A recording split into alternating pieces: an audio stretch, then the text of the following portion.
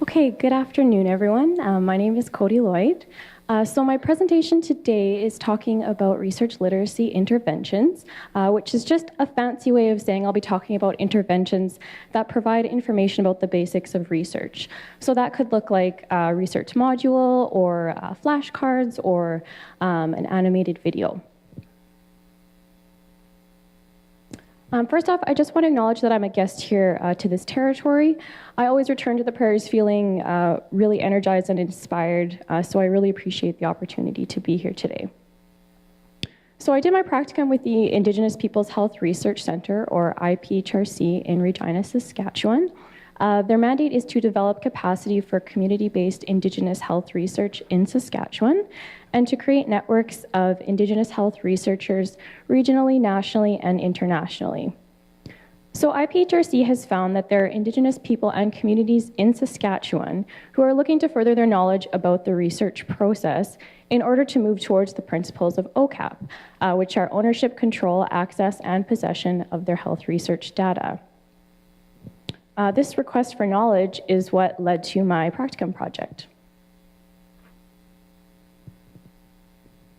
So for my research project, I completed a literature review on research literacy interventions in underserved populations.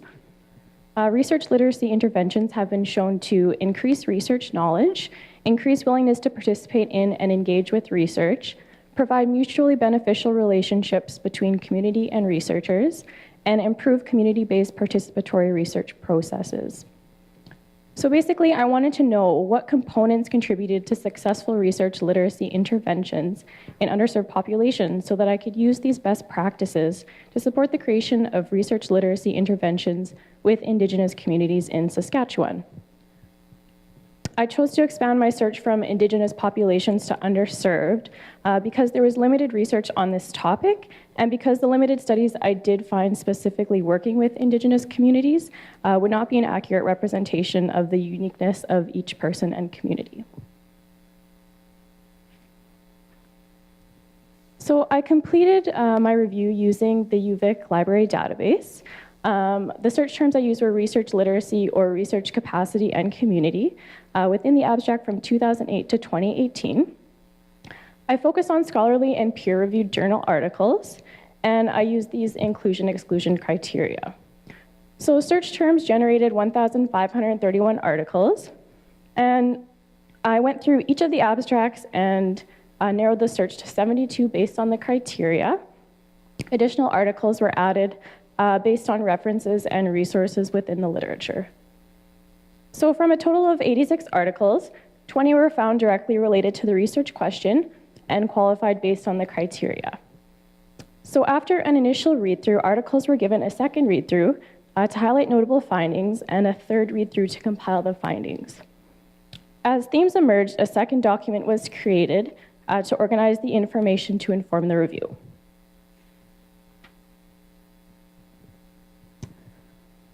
So results from the review. The first was regional and cultural relevance. So interventions must be responsive and relevant to the needs of the community in order to be effective. So some examples included adhering to local cultural protocols and using regional examples to demonstrate ideas about research. The second theme was reducing barriers to participation. So this was found to be essential in achieving high levels of participation and completion. For example, using an easily accessible location by public transport or having participants choose the scheduling of the intervention.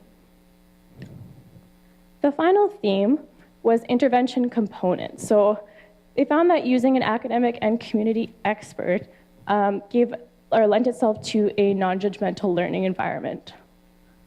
As well, using academics with previous experience working with community found to be most effective in a teaching role. So for challenges and strengths, my findings are not generalizable to all underserved populations, but it does highlight the necessity to adapt research literacy interventions to regional and cultural contexts.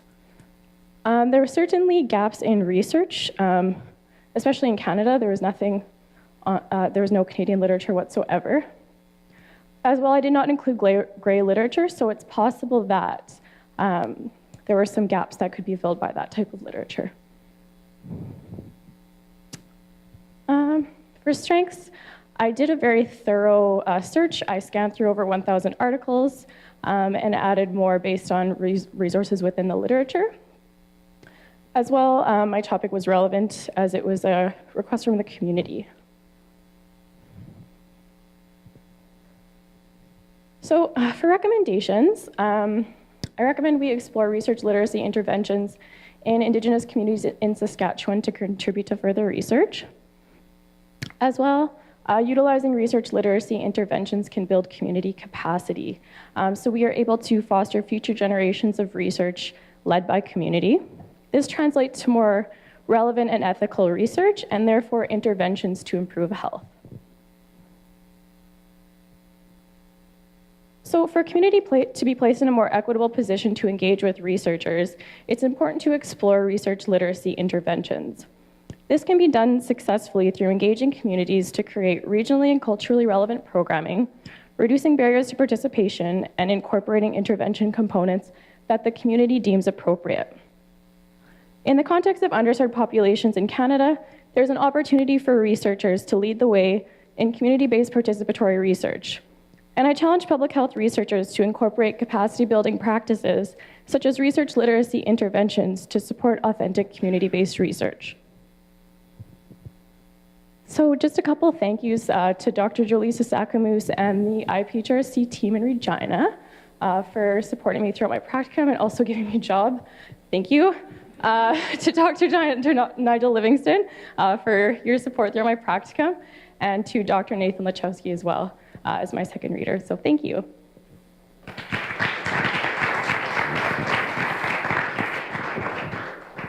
Thank you very much, Cody. That was excellent. Thank you. Any questions?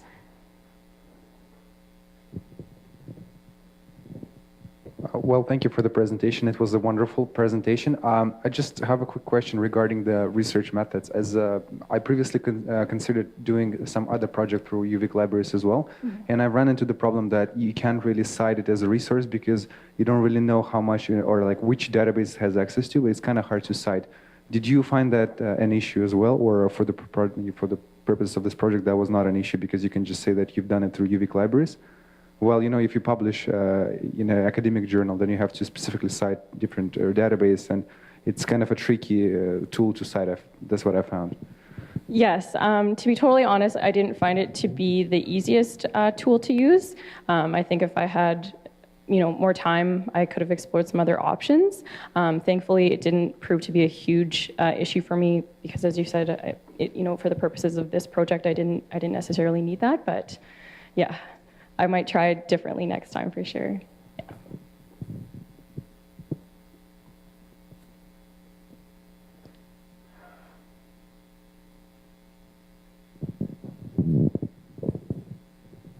Hi, Cody. I wanted to commend you for broadening your research population. I think that is very indicative of the process. Thank you. That many of us can probably speak to.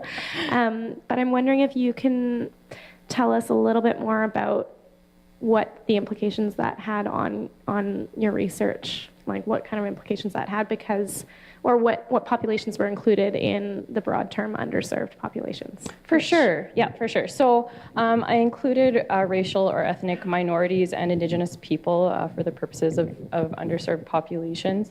Like I said, it was not going to be a correct representation of the articles that I did find. The 20 that I chose, I had 2 that were Indigenous and they were in Australia. So the context was just really far out and it wouldn't have been an accurate representation.